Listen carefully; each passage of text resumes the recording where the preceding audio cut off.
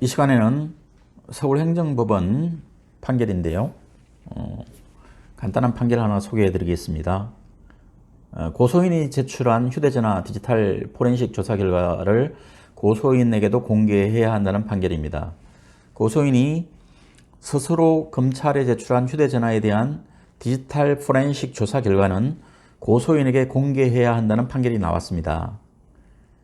서울행정법원 행정 7부는 A라고 하는 사람이 서울중앙지검장을 상대로 낸 정보 비공개 처분 취소 소송에서 최근 원고 승소 판결을 해서 A의 손을 들어줬습니다.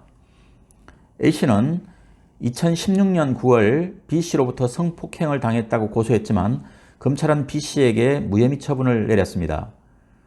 A씨는 불복해 항고했고 항고가 받아들여져서 재기수사 명령이 내려졌습니다. 이 과정에서 A씨는 자신의 휴대전화를 검찰에 제출했고 검사는 디지털 포렌식을 실시했습니다. 그러나 검찰은 2017년 12월 또다시 B씨에 대해서 혐의 없음 처분을 내립니다.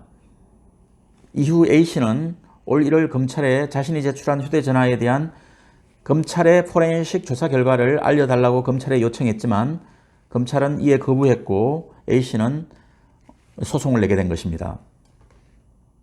재판부는 다음과 같이 판결했습니다.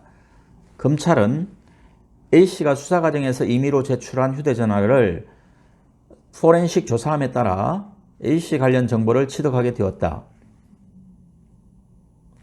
그리고 A씨 관련 정보가 애초 A씨 소유의 정보였던 점과 관련 형사사건이 A씨의 고소로 시작된 점 등을 고려하면 검찰이 A씨에게 관련 정보를 공개한다고 해서 수사 등에 관한 직무에 공정하고 효율적인 수행에 직접적이고 구체적인 장애를 줄 고도의 개연성이 있거나 그 정도가 현저하다고 보기 어렵다라고 판결했습니다.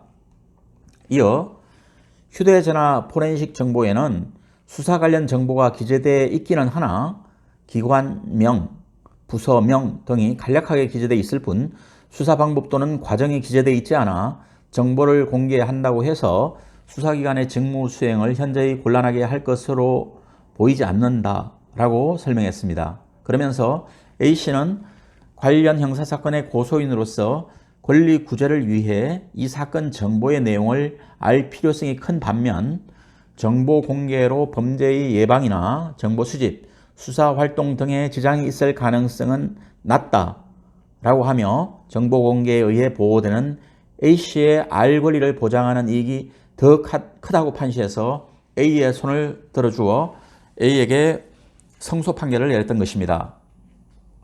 이상입니다.